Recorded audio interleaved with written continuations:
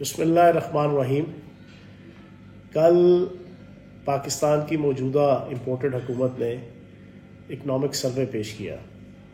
Economic सर्वे एक रवायत है कि हर बजट पेश करने से पहले पिछले साल का पिछला जो माली साल होता है, फाइनेंशियल ईयर होता है, उसकी तमाम अचीवमेंट्स, तफसीलात वो पूरी कौम के सामने रखी जाती हैं। कल इम्पोर्टेड हुकूमत ने 2021-22 का इकनॉमिक सर्वे पेश किया और ये सर्वे बनी गाला से नहीं आया, ये पीटीआई के मरकज़ी दफ्तर से नहीं आया, ये पीटीआई के किसी मरकज़ी रहनुमा का तैयार करदा नहीं था, ना पीटीआई की वज़ारत जना इत्तलात के शोबे के या इकनॉमिक्स के शोबे के किसी दफ्तर से इकनॉमिक सर्वे आया।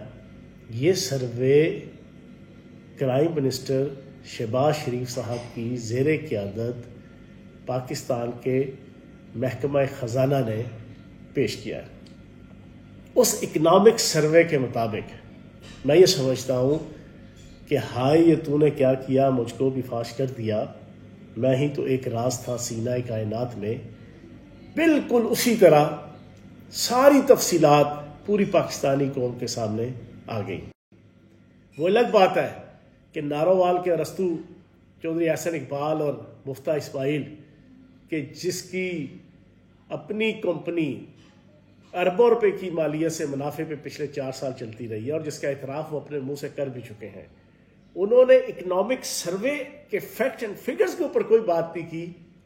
सिर्फ क्राइम मिनिस्टर को खुश करने के लिए और बेगम सफदर रहमान को खुश करने के लिए और सुल्तान मफरूरुद्दीन नवाज शरीफ को खुश करने के लिए जो बोंगियां, जो चवले मार सकते थे कल प्रेस कॉन्फ्रेंस में इकनॉमिक सर्वे पेश करते हुए, पीटीआई के ऊपर, इमरान खान साहब के ऊपर, पीटीआई की हुकूमत के ऊपर लान तान, दशनाम तराजी, हर्जा सराई, इल्ज़ाम तराशी, सब कुछ लगाया, लेकिन फैक्ट्स एंड फिगर्स के ऊपर बात नहीं की कि ये जो फैक्ट्स एंड फिगर्स हैं ये इतने बेहतरीन फैक्ट्स एंड फिगर्स, हकायक के ऊपर मबनी फैक्ट्स एंड फिगर्स, ये क्यों जनाब हासिल हुए, ये किस तरह हासिल हुए, इसके पीछे क्या मेहनत है, इसके पीछे क्या तगदो है, इसके पीछे क्या स्ट्रगल है, इसके पीछे इमरान खान साहब की और पीटीआई की हुकूमत की क्या फिजिकल पॉलिसीज हैं, इसके पीछे इमरान खान और पीटीआई की क्या मॉनेटरी पॉलिसीज है, इसके पीछे इमरान खान और पीटीआई की जो टीम थी उसकी क्या सलाहियतें थी।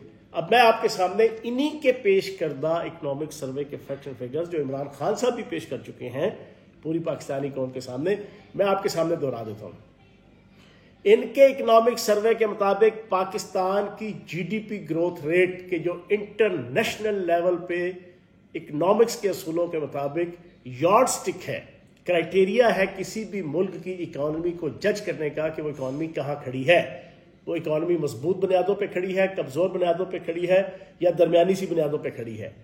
जीडीपी ग्रोथ रेट 5.97, तकरीबन 6%, और पिछली 5.67, ये जनाब जीडीपी ग्रोथ रेट। और ये ग्रोथ रेट सिर्फ मुशर्रफ दौर के अंदर, उस दौर में जब 2004-05 में अरबा डॉलर पाकिस्तान के अंदर आ रहे थे अमेरिकन फंड की सूरत में दहशतगर्दी की जंग में साथ देने की वजह से, उसके अलावा ये इतनी जीडीपी ग्रोथ रेट आपको नजर नहीं आएगी। फिर उसके बाद आ गए एग्रीकल्चर ग्रोथ रेट 4.4%, पिछले सारे साल आप देख लें वो इससे लेस आपको नजर आएगी। पिछले 7-8 साल आप देखेंगे, वक्त के साथ साथ 2019-20, 20-21, 21-22 4.4 बेहतरीन। आपकी इंडस्ट्रियल ग्रोथ रेट 6.2, पिछले आप 5-6 साल देखेंगे ये बढ़ते बढ़ते बढ़ते बढ़ते 6.2 पे पहुंची। इस पे सर्विसेज के शोबे की जो जीडीपी आपकी ग्रोथ रेट रही वो भी तकरीबन 6.9%, 6%, हाँ 6% के करीब जनाब आपकी सर्विसेज के शोबे की। फिर लार्ज स्केल मैन्युफैक्चरिंग जो असल आपकी एम्प्लॉयमेंट बढ़ाने के लिए, रोजगार बढ़ाने के लिए और मुल्क की दौलत बढ़ाने के लिए जनाब एक क्राइटेरिया है कि वसी पैमाने पे जो प्रोडक्शन होती है, इंडस्ट्री चलती हैं लार्ज स्केल मैन्युफैक्चरिंग वाली, उसमें 10.4 ग्रोथ रेट।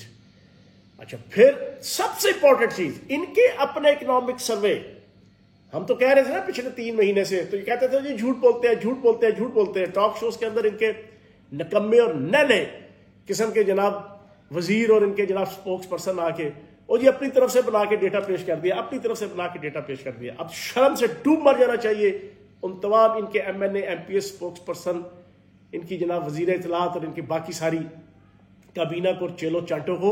इन्होंने अपना जो इकोनॉमिक सर्वे पेश किया है, पाकिस्तान की पिछले 15 साल की हिस्ट्री का सबसे बेहतरीन एक्सपोर्ट लेवल 32 अरब डॉलर। कल इन्होंने खुद अपने इकोनॉमिक सर्वे में ये प्रेजेंट किया है। पाकिस्तान की पिछले तकरीबन कोई 20 से 25 साल की तारीख के कभी भी 25 अरब डॉलर से ज्यादा फॉरेन रेमिटेंस नहीं होती, तहसीलात इज़ार जो बाहर से ओवरसीज पाकिस्तानी भेजते हैं। 31 अरब डॉलर इन्होंने कल अपने इकोनॉमिक सर्वे के अंदर जनाब आपको बयान किया, जो हम पिछले 3 महीने से कह रहे थे, मानते नहीं थे। फिर उसके बाद पाकिस्तान की तारीख में पहली दफा 6.1 ट्रिलियन 6100 अरब रुपया टैक्स रेवेन्यू। 3600 अरब से ज्यादा पाकिस्तान में कभी टैक्स रेवेन्यू नहीं गया। ये डबल हुआ 2021-22 में। और अगर हमें 3 महीने ये आखिरी ना छेड़ते, हमारी हुकूमत ना गिराते, तो शायद इससे कहीं ज्यादा आगे चला जाता। 6100 अरब रुपया। फिर जनाबे वाला पाकिस्तान के तमाम इकोनॉमिक, मैक्रो इकोनॉमिक इंडिकेटर्स बेहतरीन तरीके से पिछले 7-8 साल से बढ़ते बढ़ते अच्छाई की तरफ जा रहे हैं। अपना इनका इकोनॉमिक सर्वे बता रहा है। तो फिर क्यों पंगा किया? उड़ना नहीं आता था तो पंगा क्यों किया? और अब पाकिस्तान का बेड़ा गर्क हो चुका है इकॉनमी का। बिल्कुल सत्यानाश, सवा सत्यानाश। पाकिस्तान के अंदर इन्फ्लेशन 20% से अबव जा चुकी है। पाकिस्तान का ज़र मुबादला जो 22 अरब डॉलर पे हम छोड़ के गए थे, वो 9 अरब डॉलर तक आ चुका है। पाकिस्तान के अंदर महंगाई का तूफान बदतमीजी है। फॉरेन रेमिटेंस नीचे आ चुकी है। एक्सपोर्ट लेवल बुरे तरीके से नीचे गिर चुकी है। तजारती खसारा 43.5 अरब डॉलर तक ये ले आए। सारा का सारा बेड़ा गर्क कर दिया इन्होंने।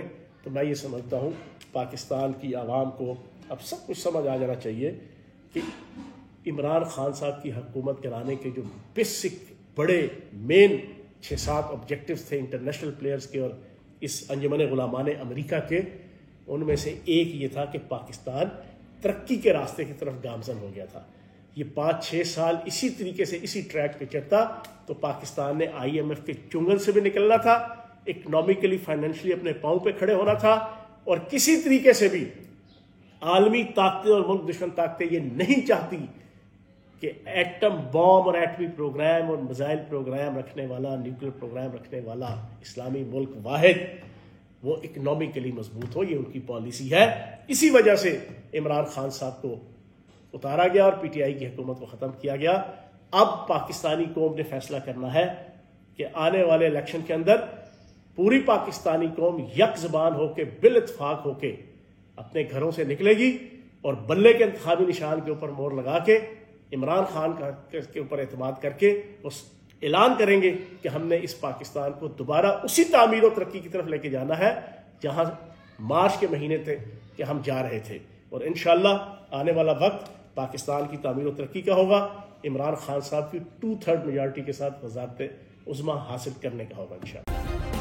सब्सक्राइब करें और बेल दबाएं ताकि कोई खबर रह न जाए।